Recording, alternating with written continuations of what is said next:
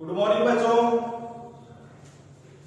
हम कल की क्लास में पढ़ रहे थे कूलाम के नियम का सदिश निरूपण। मैंने आपको हेडिंग में ला दी थी कूलाम के नियम का सदिश निरूपण। तो हम इसके बारे में चर्चा करेंगे। तो कूलाम के नियम के बारे में क्या करेंगे, इसमें दो स्थिर बिंदुवत आवेश लेंगे। हवा या निर्वात में दो स्थिर बिंदुवत आवेश लेंगे। तो इसमें डायग्राम बनाना हमारे पहले, ये दो स्थिर बिंदुवत आवेश है Q1, दूसरे का नाम दे दो Q2। इन दोनों आवेश स्थिर बिंदु आवेशों के मध्य की दूरी कितनी है, R। और इसके ऊपर जो बल लग रहा है वो कितना है, F2 1 सदिश। और इसके Q1 के ऊपर जो बल लग रहा है वो कितना है, F1 2 सदिश। और इसके ऊपर जो बल लग रहा है, इस बल के कारण इसकी दूरी कितनी हो जाएगी, F12 के कारण इसकी दूरी कितनी हो जाएगी, F21 कैप। R के ऊपर जो ये टोपी लगा है इसको क्या बोलते हैं, कैप। और F21 सदिश की क्या इसकी दूरी कितनी हो जाएगी, R12 कैप। हो गई इसकी कितनी दूरी। ये डायग्राम है, उसके बारे में आगे आपको आगे दिखाता हूं।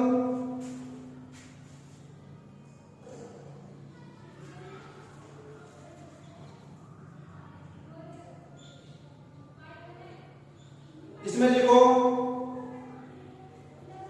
निर्वात या हवा में दो बिंदुवत आवेश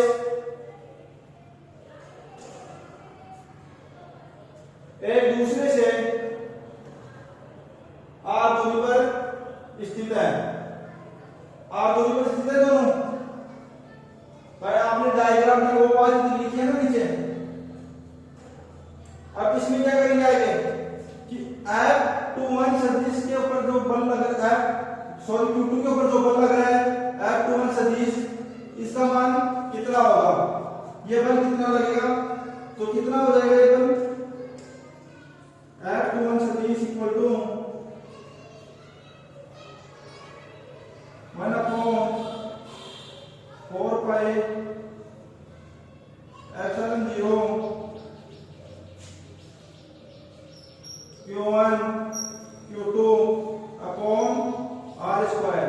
अब मैंने क्या बोला था कि F21 सदिश के कारण इसके ऊपर जो दूरी है, इसकी इन दोनों आवेशों के मध्य जो दूरी है वो कितनी है, R12 कैप। समीकरण नंबर 1। तो Q2 के ऊपर तो क्या हो गया, बल कितना हो गया, F21 सदिश कितना हो गया, ये हो गया 1/4 pi epsilon 0 Q1 Q2 upon R square R12 cap. और Q1 के ऊपर बल कितना हो जाएगा, F12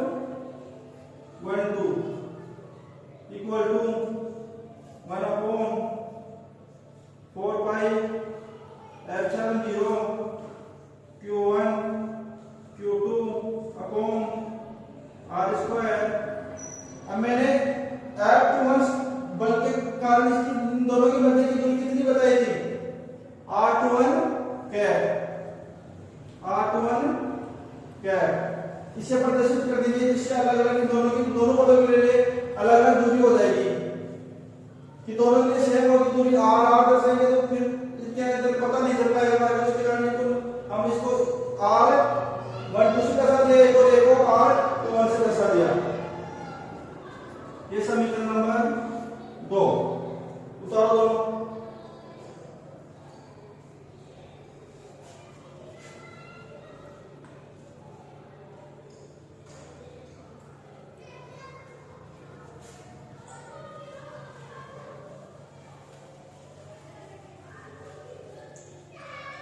अब नीचे लिखो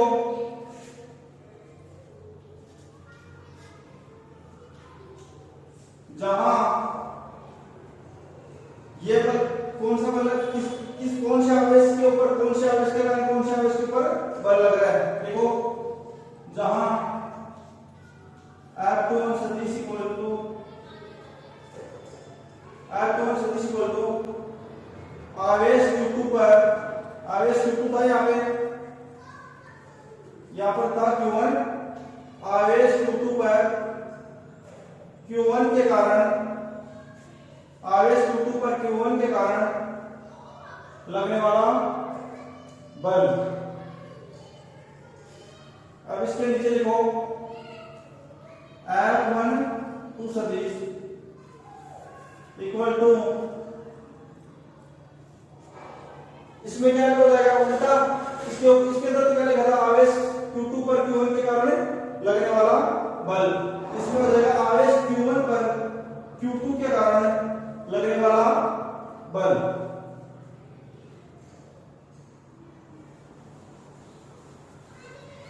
लिख दिया आवेश Q1 पर Q2 के कारण लगने वाला बल।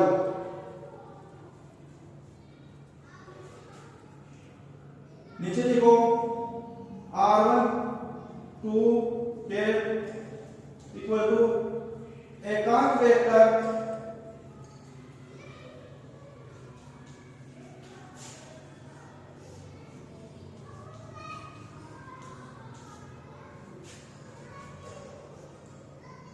आवेश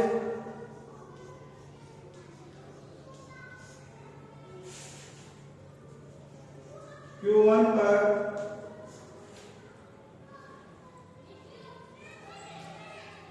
Q1 से Q2 की ओर, R12 के पे आगे बराबर का चिन्ह आगे लिखा एकांक वेक्टर आवेश Q1 से Q2 की ओर। ये किसकी तरफ, कौन से आवेश की तरफ दिशा बता रहा है, और दूरी बता रहा है, आवेश Q1 से Q2 की ओर। नीचे लिखो R21 इक्वल टू एकांक वेक्टर आवेश Q2 से Q1 की ओर। यहां पर लिख देना Q1 की जगह और Q2 की जगह पर लिख देना Q1 और ये लिख देना सेम।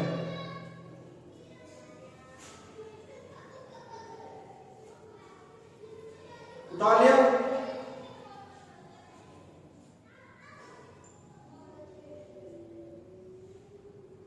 अब आगे लिखो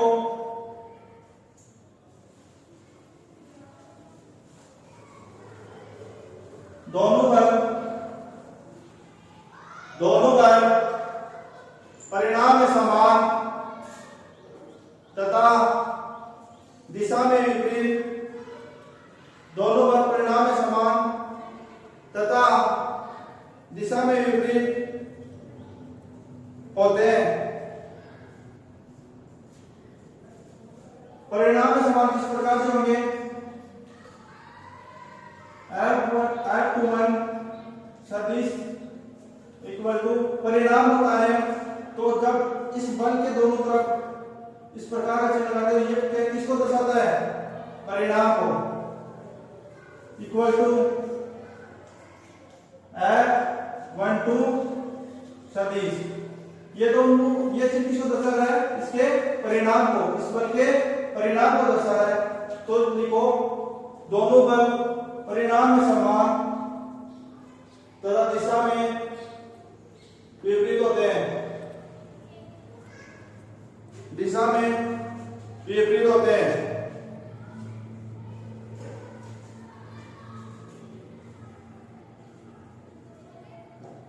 इनके आगे तीन का चिन्ह लगा के लिखो आप 1/4 epsilon 0 Q1 Q2/r²। इन दोनों बलों के आगे तीन का चिन्ह लगा के लिखो 1/4 epsilon 0 Q1 Q2/r²।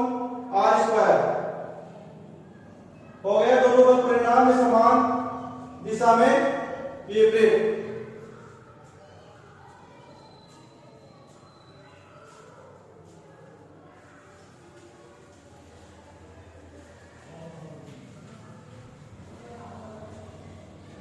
अब आगे लिखो ये लिखा है, इसके नीचे लिखना एकांक वेक्टर r21 कैप व एकांक वेक्टर r12 कैप, एकांक वेक्टर r21 कैप, एकांक वेक्टर r12 कैप परिणाम में बराबर, दोनों क्या है, परिणाम में बराबर है परंतु क्या है, दिशा में विपरीत।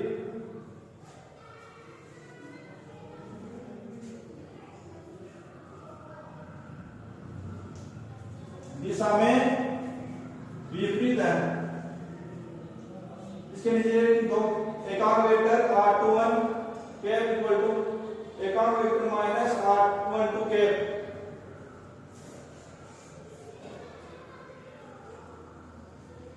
ये दोनों एकांक वेक्टर क्या है, परिणाम में बराबर और दिशा में विपरीत है। ये उतार दो नीचे। अब इसके नीचे लिखो आप समीकरण 1 और 2 से, जो मैंने पहले आपको डलवाई थी समीकरण 1 और 2, कौन सी डलवाई थी मैंने आपको, f21 सदिश equal to 1/4π0 q1 q2 upon r square r12 cap, वो डलवाई थी ये तो। और दूसरी समीकरण क्या थी, f12 सदिश equal to q1/4π0 q1 q2 upon r square r21 cap. तो समीकरण 1 और 2 से, समीकरण 1 व 2 से, समीकरण 1 2 से क्या हो जाएगा, f21 सदिश इक्वल टू f12 सदिश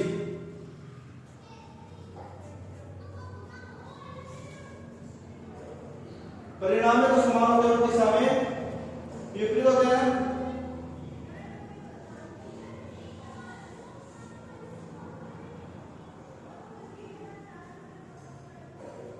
इसके नीचे उतारो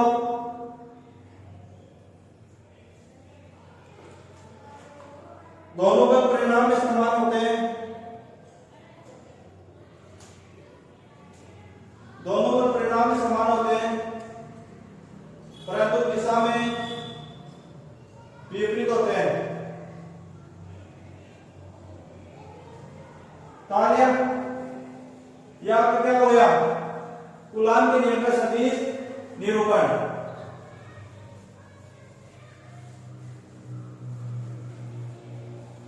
अब अगले रीडिंग डालो, कूलाम के नियम की विशेषताएं।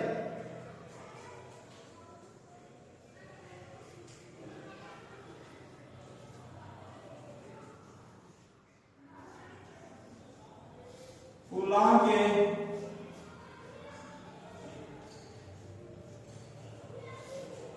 नियम की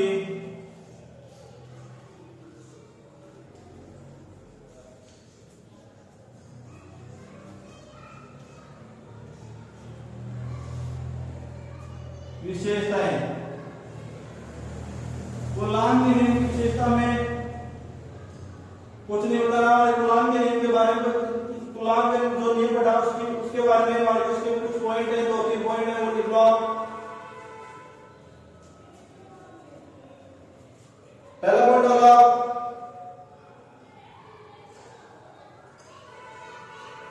हमारे को पता है कि कूलाम का नियम केवल स्थिर आवेशों के ऊपर लागू होता है। दो विद्युत आवेश थे, उनके ऊपर लागू होता कूलाम का नियम, तो दोनों विद्युत आवेश क्या थे, स्थिर थे। तो कूलाम का नियम केवल स्थिर आवेशों के ऊपर ही, कूलाम का नियम केवल स्थिर आवेशों के ऊपर ही लागू होता है। दूसरा पॉइंट डालो आप, कूलाम का नियम, कूलाम का नियम न्यूटन के तृतीय नियम का, कूलाम का नियम न्यूटन के तृतीय नियम का पालन करता है। कूलाम का नियम न्यूटन के तृतीय नियम का पालन करता है। कैसे, F21 सदिश इक्वल टू माइनस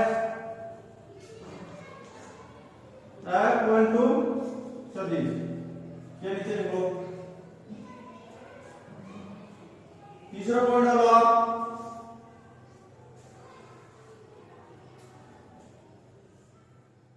कूलाम के नियम को, कूलाम के नियम से,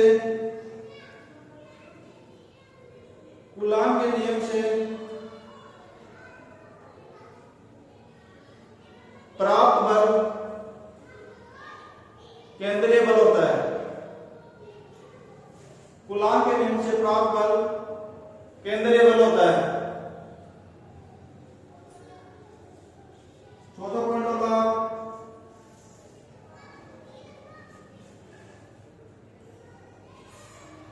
कूलाम के नियम की परास, कूलाम के नियम की परास विस्तृत होती है। कूलाम के नियम की परास विस्तृत होती है।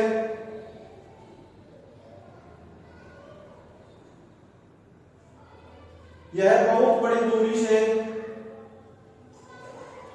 यह बहुत बड़ी दूरी से बहुत छोटी दूरी,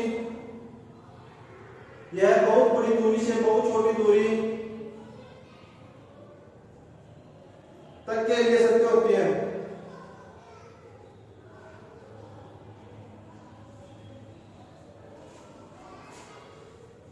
ये तो क्या हो गई हमारी कूलाम के नियम की कुछ विशेषताएं थी, वो मैंने आपको लिखा दी।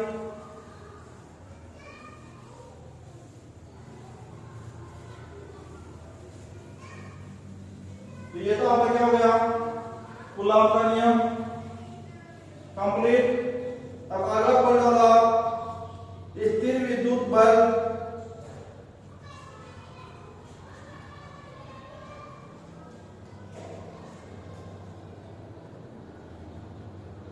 स्थिर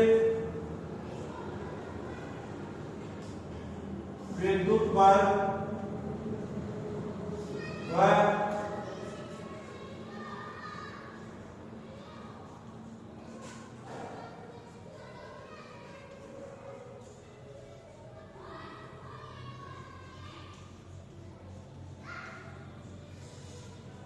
गुरुत्वाकर्षण बल के मध्य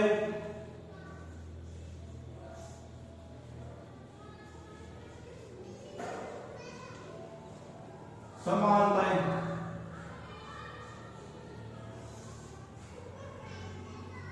स्थिर विद्युत बल तथा गुरुत्वाकर्षण तथा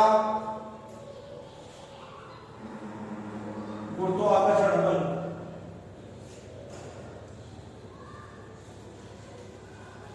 गुरुत्वाकर्षण बल के मध्य समानताएं, समानताएं एवं असमानताएं।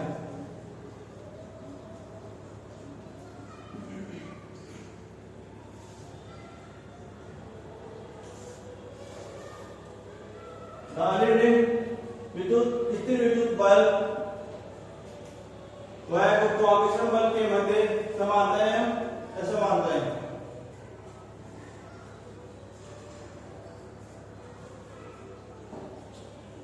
इसमें पहला पॉइंट डालिए हम असमानताएं।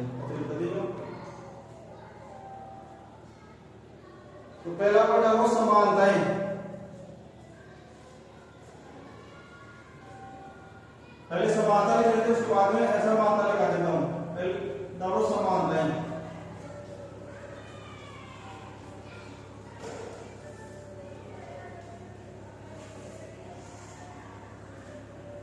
इसमें फर्स्ट पॉइंट डालो आप, समानताओं के अंदर फर्स्ट पॉइंट डालो, जिस प्रकार दो आवेशों के बीच, जिस प्रकार से दो आवेशों के बीच विद्युत बल कार्य करता है, दो आवेश Q1 Q2 है, इन दोनों में क्या करता है, विद्युत बल कार्य करता है। जिस प्रकार से दोनों आवेशों के बीच विद्युत बल कार्य करता है, उसी प्रकार से द्रव्यमानों के बीच द्रव्यमान m1 m2 हो गया। द्रव्यमान m1 m2, तो इन दोनों के मध्य कौन सा बल कार्य करेगा? इस प्रकार से दोनों अवस्थाओं के बीच विद्युत बल कार्य करता है, उसी प्रकार से द्रव्यमानों के बीच गुरुत्वाकर्षण बल कार्य करता है। विद्युत बल तो क्या है, नीचे लिखो, विद्युत बल तो क्या है, विद्युत बल equal to 1/4 pi epsilon 0 Q1 Q2 upon R square. ये तो क्या हो गया विद्युत बल, और गुरुत्वाकर्षण बल क्या है? गुरुत्वाकर्षण बल ऊपर लिख लो आप,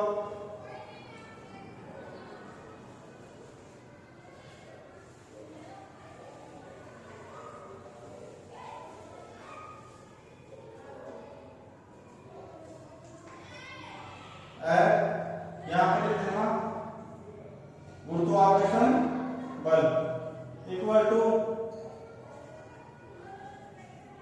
m1 m2 upon r square. क्या हो जाएगा? गुरुत्वाकर्षण बल equal to m1 m2 upon r square. ये जी क्या है? गुरुत्वाकर्षण बल को से मिलता है, ये क्या है? इन दोनों के मध्य गुरुत्वाकर्षण जी m1 m2 upon r square.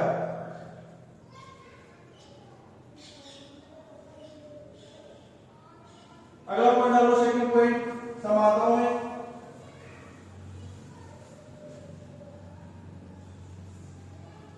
दो नंबर पॉइंट पर आगे लिखो, दोनों ही बल व्युत्क्रम वर्ग के नियम का पालन करते हैं। दोनों ही बल व्युत्क्रम वर्ग के नियम का पालन करते हैं।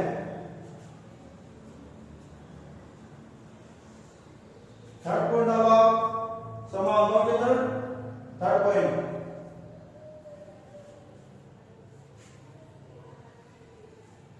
दोनों ही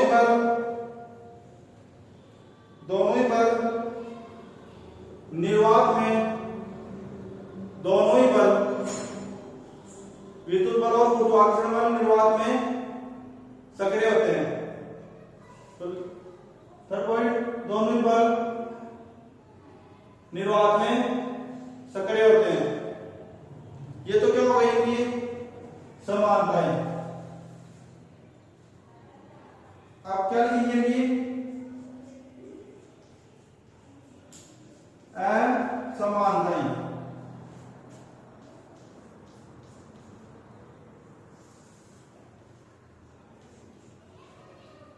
ऐसे मानो फर्स्ट पॉइंट डालो, समानताएं लिखिए। ऐसे मानो फर्स्ट पॉइंट डालो, विद्युत बल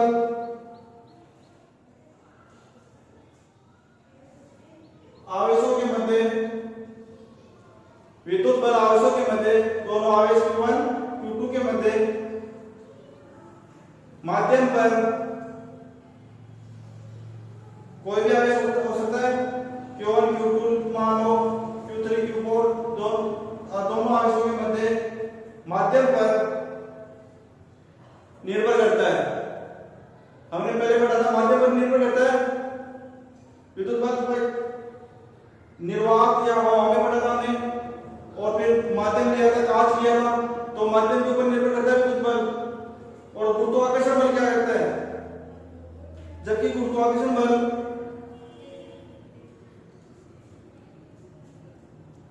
द्रव्यमानों के मध्य माध्यम पर निर्भर नहीं करता। गुरुत्वाकर्षण बल द्रव्यमानों के मध्य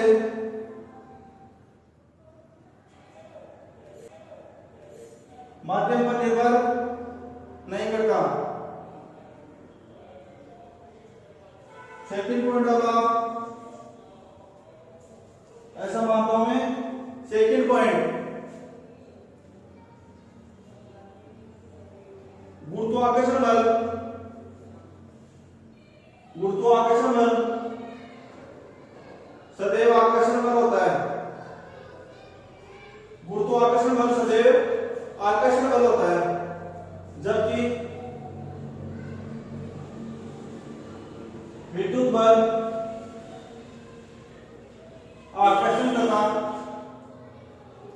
प्रतिकर्षण, आकर्षण तथा प्रतिकर्षण दोनों प्रकार का होता है।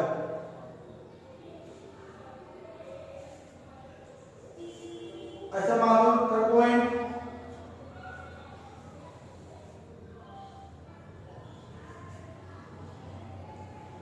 विद्युत बल गुरुत्वाकर्षण बल की तुलना में बहुत अधिक शक्तिशाली होता है। विद्युत बल गुरुत्वाकर्षण बल की तुलना में बहुत अधिक शक्तिशाली होता है। यह तो क्या हो गई हमारी स्थिर विद्युत बल और गुरुत्वाकर्षण बल के मध्य समानता और असमानता, कि इन दोनों के मध्य क्या समानता है और दोनों के मध्य क्या असमानता है। अब अगला पॉइंट डालना,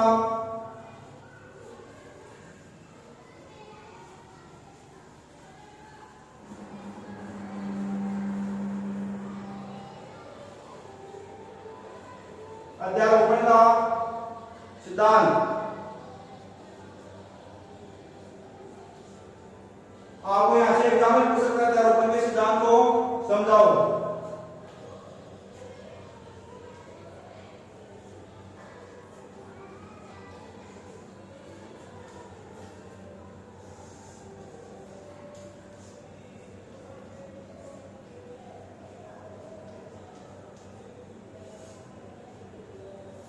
एडिंग में डालिए अध्यारोपण का सिद्धांत।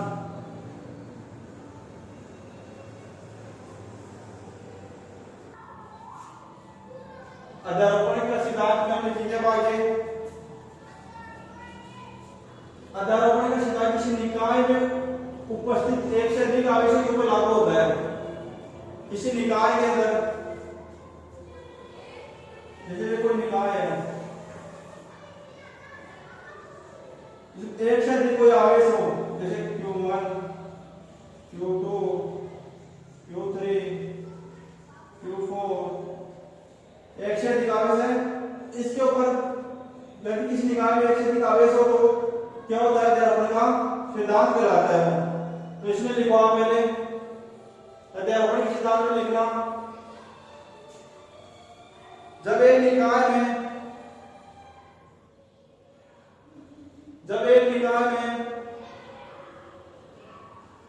दो से अधिक, एक या दो से अधिक बिंदुवत आवेश हो तो, एक या दो से अधिक बिंदुवत आवेश हो तो अध्यारोपण का सिद्धांत लागू होता है। एक या दो से अधिक बिंदुवत आवेश हो तो अध्यारोपण का सिद्धांत लागू होता है। अब नीचे लिखो, ये का जगह लिखो, पहले डायग्राम को समझो, इसको समझ। अध्यारोपण के सिद्धांत को समझने के लिए क्या करेंगे हम, कोई परीक्षण आवेश लेते हैं, इसके अंदर इस निकाय के अंदर क्या लेते हैं हम, किसी आवेश के ऊपर परीक्षण तो करेंगे ना, तो एक आवेश ले लेते हैं, इसके निकाय के केंद्र में एक परीक्षण आवेश ले लेते हैं जिसका नाम दे देते हैं हम Q0। और इस परीक्षण आवेश Q0 के ऊपर पहले तो आवेश Q1 से देखेंगे और फिर Q2 से, फिर Q3 से, फिर Q4 से। पहले Q1 से पता लगेंगे, फिर Q2 से, फिर Q3 से, फिर Q4 से।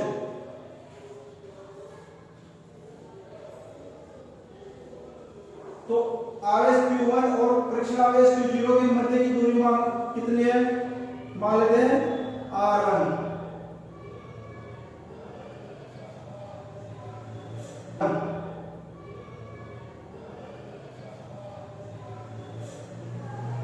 R1 और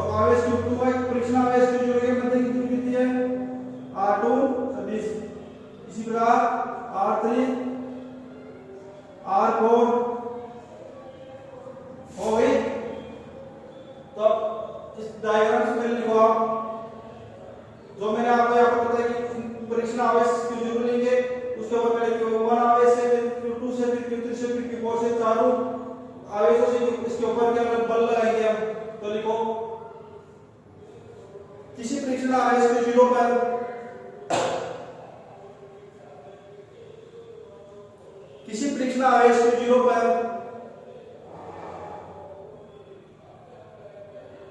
परिणामी बल,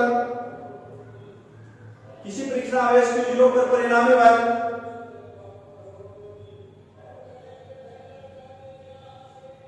अन्य आवेशों द्वारा, अन्य आवेश कौन से हो गया, वही आवेश, अन्य आवेशों द्वारा, अन्य आवेशों द्वारा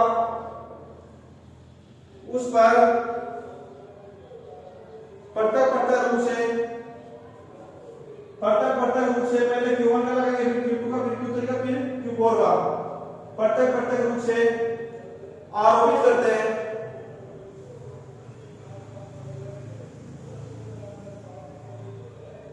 तो ये किसके बराबर होगा, पृथक रूप से आरोपित बल के योग के बराबर हो जाएगा। ये परीक्षण आवेश है, इसका बल किसके बराबर हो जाएगा, अन्य आवेशों के द्वारा पृथक रूप से लगाए गए बल के योग के बराबर हो जाएगा। जैसे परीक्षण आवेश है, इसके द्वारा बल कितना लग रहा है,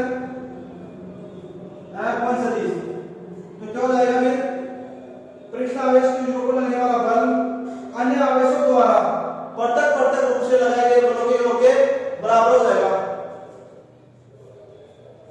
इसके द्वारा कौन सा बनेगा, F1 सदिश प्लस Q2 के द्वारा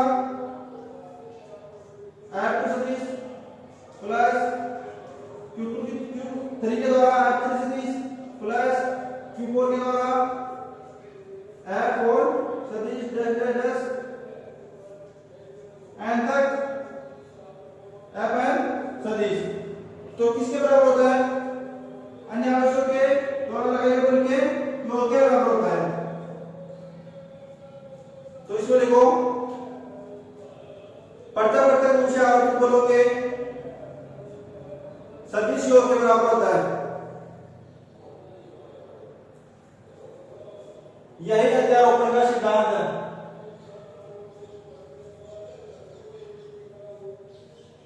ये क्या है अध्यारोपण का सिद्धांत। अब नीचे ये लिख लो, इसके नीचे F1 सदिश इक्वल टू जो मैंने ये लिखा है, ये लिख लो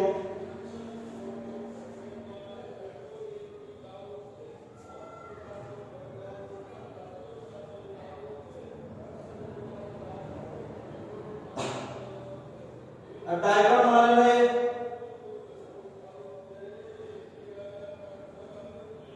डायग्राम बना लिया हो तो नीचे लिखो आप,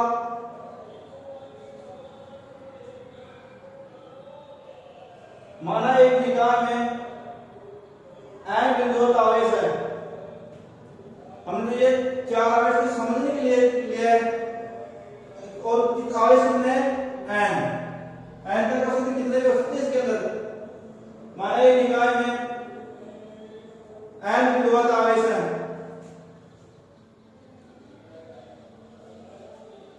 जिनके आवेश क्रमशः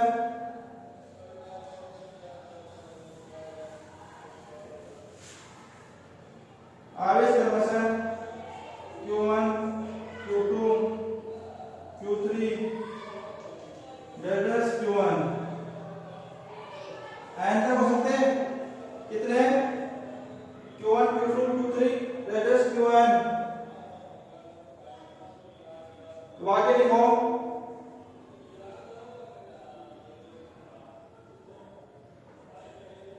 इन सभी आवेशों के कारण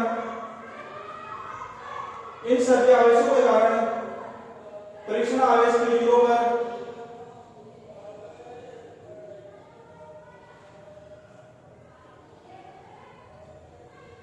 लगने वाला बल, तो मैं जो बल अभी आपको जो पहले लिखाया था बलों का योग, वो तो लिख लिया था आपने। F1 सदिश इक्वल टू F1 सदिश प्लस F2 सदिश प्लस F3 सदिश प्लस F4 फोर सदिश dash dash dash F N सदिश लिख दिया था आपने पहले।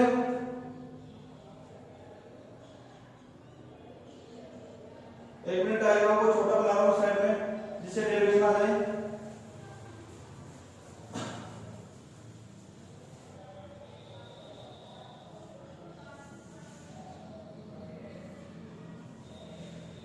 ये निकाय फ्रिक्शन आवेश Q0, ये आवेश Q1 दूरी R1, ये Q2 दूरी R2 ये Q3 ये R3, ये Q4 दूरी R4। आप इनके ऊपर बल देखो, फ्रिक्शन आवेश Q0 के ऊपर तो बल कितना है F इक्वल टू पहले Q1 के ऊपर बल लगाएंगे, फिर Q2 के कारण बल लगाएंगे फ्रिक्शन आवेश के ऊपर, फिर Q3 के कारण, फिर Q4 के कारण। तो Q1 के कारण फ्रिक्शन आवेश के ऊपर बल कितना जाएगा Q1 Q0 अपॉन पहले upon 4 pi epsilon 0 Q1 Q0 upon R square, फिर R1 स्क्वायर Q1 के कारण तो ये क्या हो जाएगा R1 square R1 cap plus इसी क्या की लिखना प्लस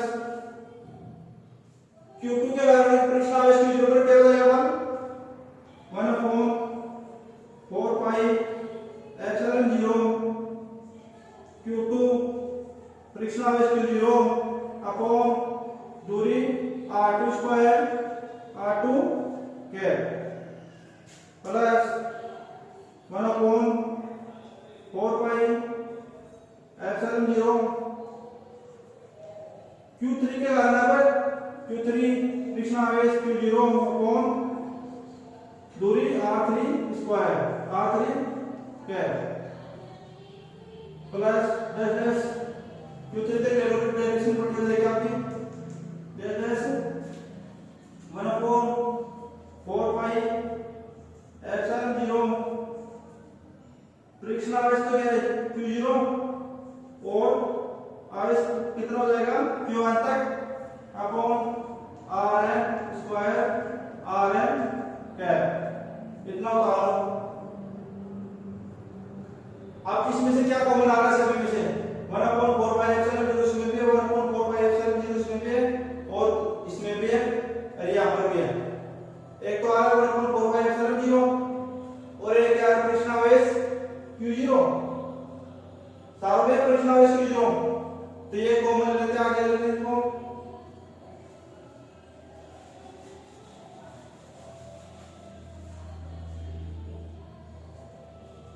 तो फ्रिक्शन आवेश के ऊपर बल तो आ रहा है 1 अपॉन 4 पाई एप्सिलॉन 0 तो फ्रिक्शन आवेश Q0 तो कॉमन ले लेते हैं सभी के अंदर से Q0। अब कोष्टक में क्या बच गया हमारे ऊपर वाले में क्या बच गया था Q1 upon R1 square R1 cap इसमें क्या बच जाएगा Q2 upon R2 square R2 cap plus इसमें Q3 upon R3 square R3 cap dash dash dash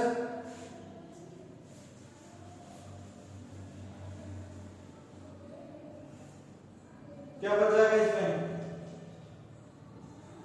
Q1 upon Rn square Rn cap इतना पावर ये बच गया तो मान लिया तो क्या बच गया ये बच गया।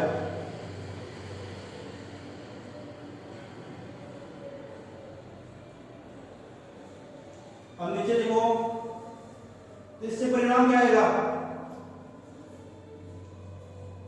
F equal to 1 upon 4 pi epsilon 0 F equal to 1 upon 4 pi epsilon 0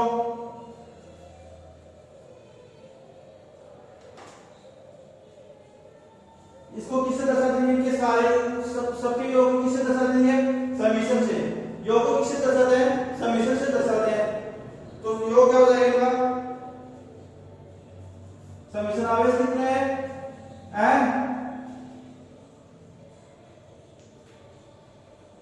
ये किसकी संख्या को दर्शा रहा है, आवेशों की संख्या को दर्शा रहा है। i इक्वल टू 1 लिखे है तो इनका योग है, तो इसके दर्शा तो N summation i equal to 1।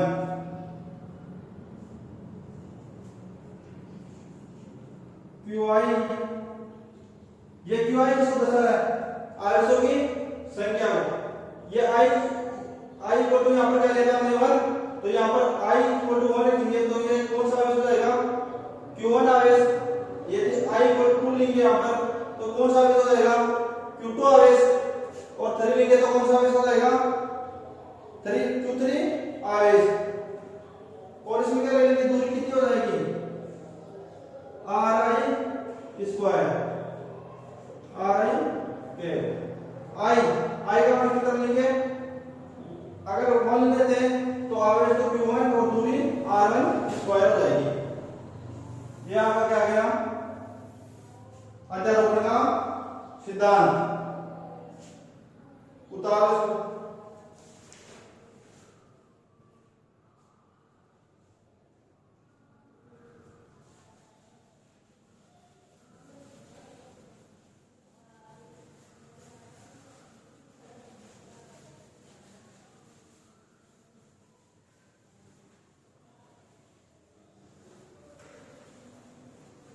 अगली रीडिंग निकालो, विद्युत क्षेत्र।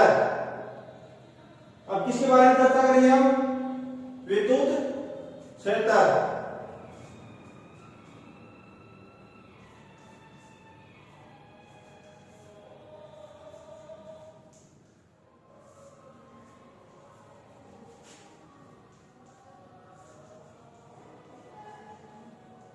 विद्युत क्षेत्र, इसके बारे में हम कल अध्ययन करेंगे।